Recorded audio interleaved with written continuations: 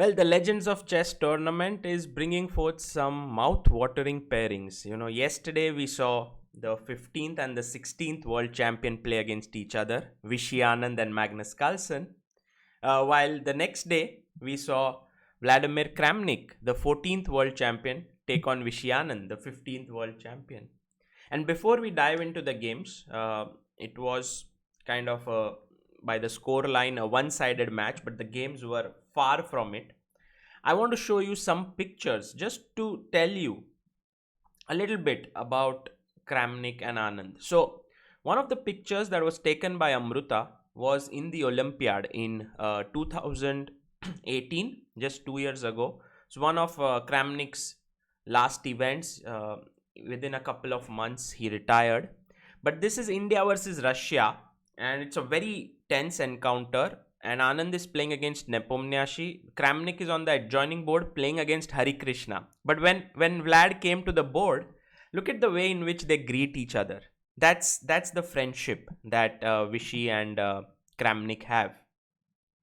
Another picture that I like very much, and I think this one is beautifully captured, is Anand and Kramnik playing against each other and everyone else looking at them. So there is Wesley So, Anish Giri, Adams, Caruana, Aronian, MVL, and they are all looking at these legends. Somehow you get a feeling that they are learning from them.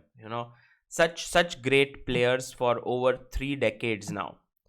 Um, there's one very nice picture that I had received from Kramnik once, and that was this one, where this is the first picture of Anand and Kramnik together. But surprisingly, you can see Anand here, but you can't see Kramnik because he's playing opposite him, but he's just left the board. This is the first game that they played each other, and this was in 1989. So you can see 31 years ago, this rivalry began. And this culminated actually in them playing a world championship match against each other in 2008, which Anand won. But they have played so many tournaments together. Sometimes Vishy would win, sometimes Vlad would win. And in this way, they both have immense respect for each other.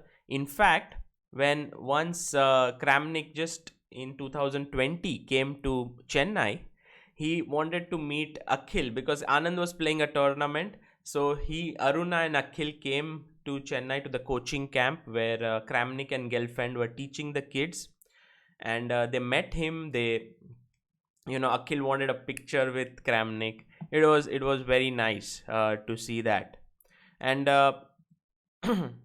this photo, beyond all doubts, tells you what good friends they are. So this is Gelfand, Kramnik, and Anand, and so with this backdrop, like they are rivals on the board but friends off it.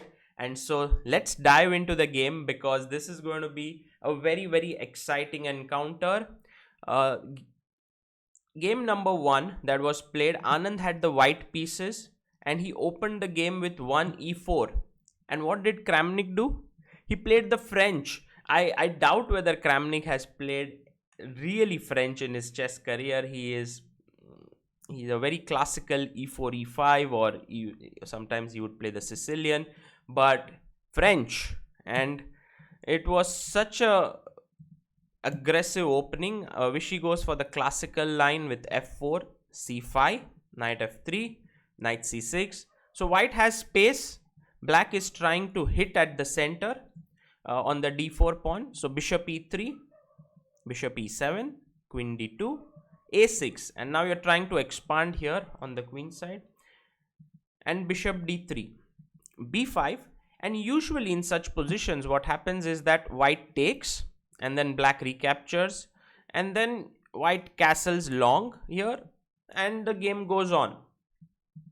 But what Vishy did was he played a3 and he was like asking black, what do you want to do? Do you want to take here and give me the opportunity to take back, or do you want to wait because I may go long, I may go short, I don't know what I'm doing? And Kramnik said, enough of waiting, I'm going to play c4. And this is strategically a very, very dangerous decision, because after bishop e2, the move Vishy made, it is clear that the pressure from the d4 pawn has been taken off. once you take off the pressure from d4 pawn, the e5 pawn becomes very solid. And once e5 becomes solid, f5 becomes a natural plan for white. And f5 somehow is much closer to the king than black's plan, which is very natural with these pawns pointing towards the queen side. You want to really get in the move b4. So black is going to aim for that. White is going to play on the king side. And Kramnik's decision, he knows that he's making a strategically dangerous decision, but that's the mood that he is in. So knight b6, castles, bishop d7, bd1, g6. Of course, a move like castling would be almost suicidal, because with the pawns coming down the position, Anand would just go knight e2, maybe go g4, f5, like knight g3, f5, and I don't think that Kramnik would be able to hold that. So he played g6, and now I like the way in which Vishy shuffled his pieces: h3, queen c7, bishop f2, h6, and knight e2. So first you want to go g4, knight g3. Also you want to play c3, bishop c2, and all the focus will be on the f5 point. a5, gaining space, c3. G4 already I think could have been played, but h5 is always a worry, because then you are opening up some lines against your king, and maybe Anand waited for that. c3, long castle, and it might look weakening because the king, there's a lot of space around the king over here, but it's very difficult to attack, especially with all the pieces on the king side. Bishop h4, takes. This is a favorable exchange for white, because white, the other bishop for black is pretty passive. This is a good bishop. So take, and now king b7, knight f3, rook a8. So slowly and steadily black is preparing for the b4 breakthrough. White improves his bishop. He is now getting ready for f5. You can see the plot building up. Queen d8, g4, and now he's coming in. So Kramnik just simply improved his position. Queen e7, knight g3, and now f5 is really coming. Before that, black gets in b4, and now it's a very tricky position to decide what to do, because f5 is really the move you want to make without touching the queen side. But say something like ef, gf, b3, bishop b1, and somehow this rook is really out of the game. And I think Vishy did not like this fact, and that is the reason why he played. I mean, even this position is not very clear, but he went for he said, let me just first get rid of this rook and now play f5. But in this process, what has happened is he has given up the a file to the black rook, and that's where Kramnik jumped in, creating a lot of counterplay now. White has got his strategical idea in. He has been able to push f5, and maybe he will also get in f6 next, when this will be a huge weakness. But at the same time, b2 is a weakness. You can see how both the players are playing absolutely uncompromising chess. Queen c1, and now takes, and Kramnik jumped in to exchange the queens. He was like, let's get the queens off the board, at least then my king is going to be safe. And Anand said, okay, let's exchange the queens, and he played the move rook b2. Kramnik played rook b2, and now came the move f6. And this is where you start realizing that black's plan is simple. He wants to go knight a4, attack c3, get the other knight to b3, so that the rook has to be taken out. While for white to attack the f7 pawn is not so clear, because g5 is controlled by the pawn.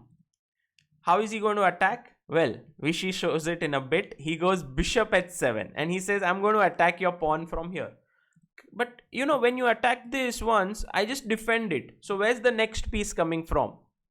Have a look. Have a look at how Anand imaginatively brings in his pieces. Bishop g6, brilliant move.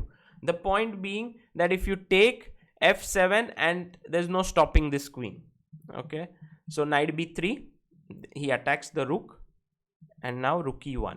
And it's very important to put the rook there, because you will see after bishop e8. Now it's your turn as white to play. What would you play here as white?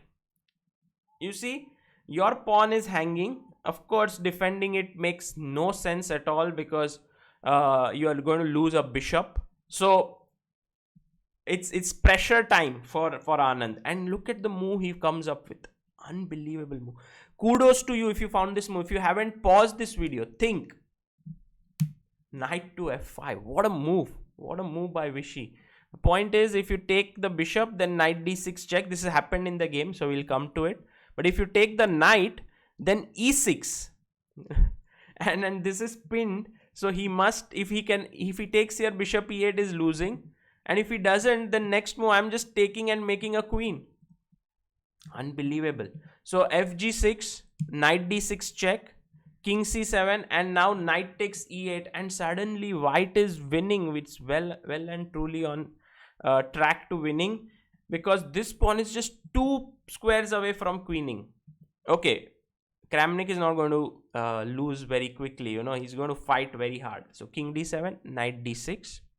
And now you can see that if you take this pawn, which looks really very tempting, then comes f7, king e7. And what is the move that wins for white here? Think for a bit. You want to make a queen. What do? Yes, knight to h4. And now you can't defend this pawn. And next move, I'm queening. It's all over.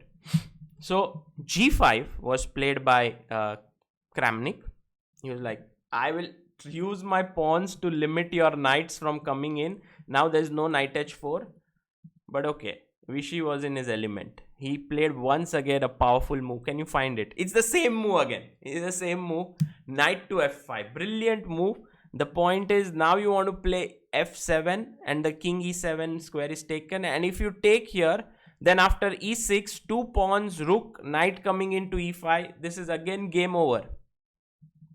So king e8. And now comes knight into h6.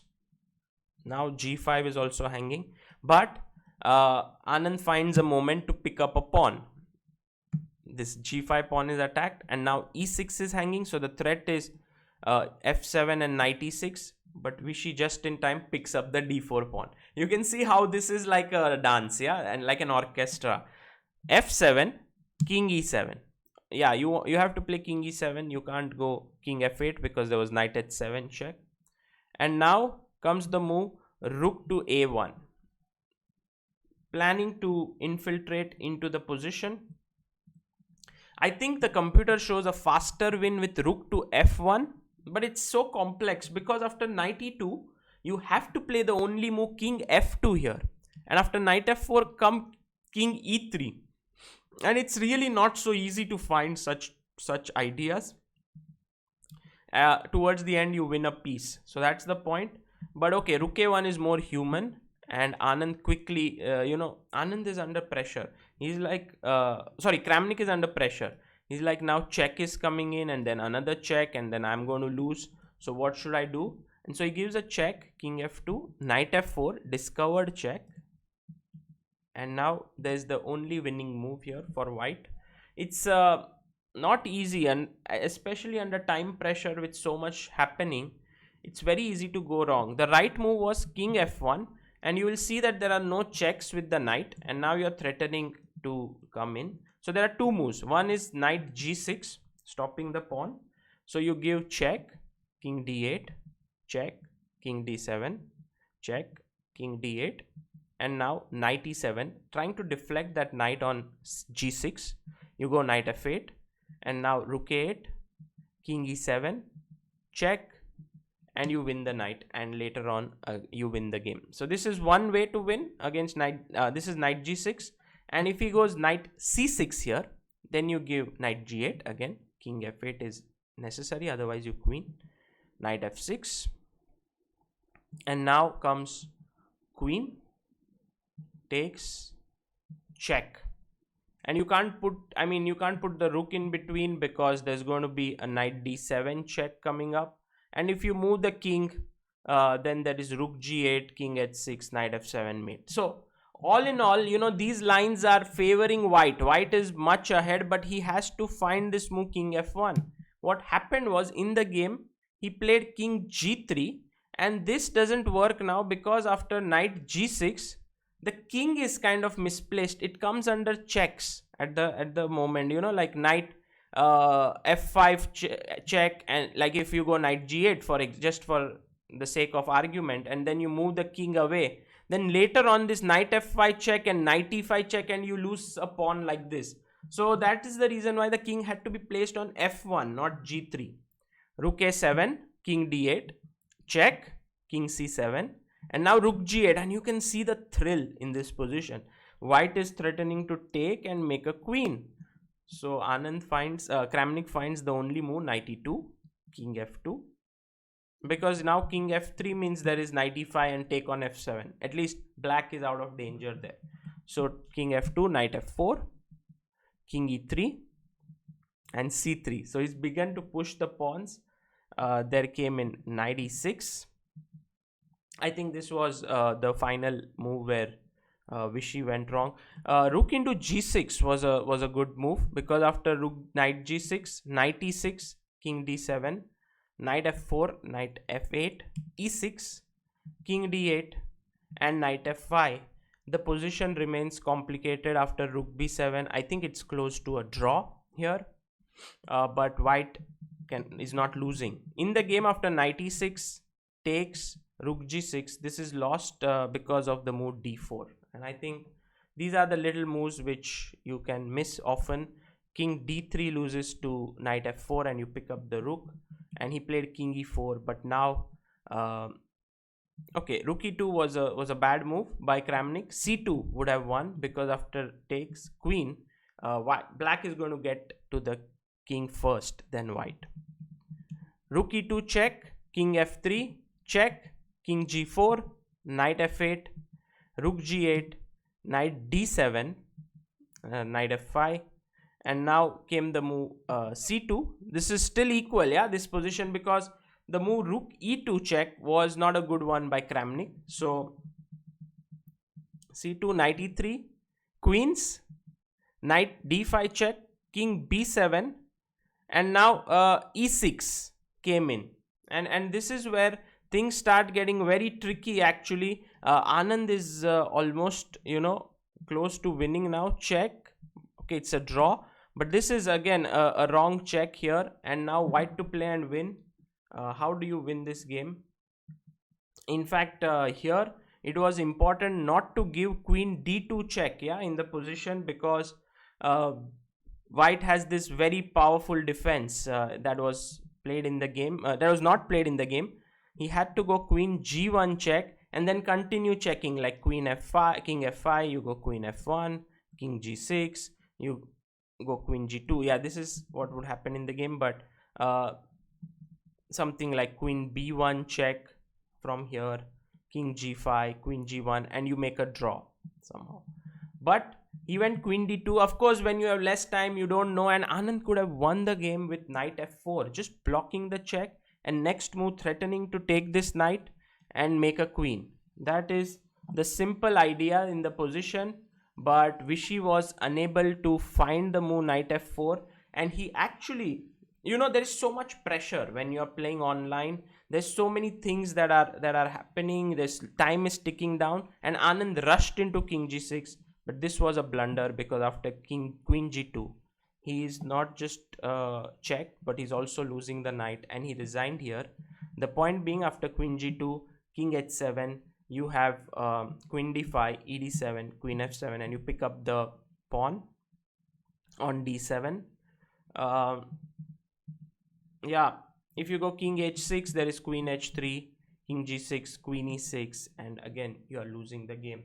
So this entire game was filled with such great moments, such great play, that it shows how these two players are such equally strong opponents, but at the end, in the end, one of them has to win, and it was Kramnik today. There is another game that was won by Kramnik. This was game number 1. Game number 2 was won by Kramnik as well, and we will look at it very quickly, because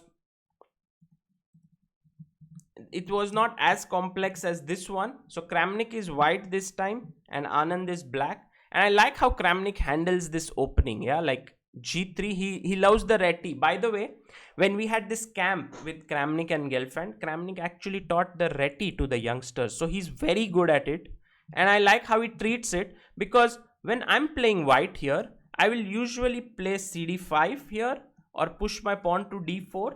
But Kramnik plays the move knight C3. And for me, the part which scares me a lot is pawn coming to D4 attacking the knight.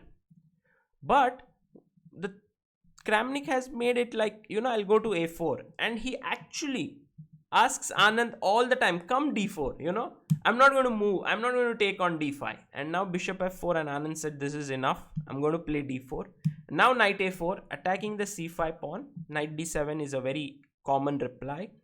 And here you play the move A3. And this is how it works. You go rook B1, B4. E5 was played. And here I like Kramnik's move. First bishop G5.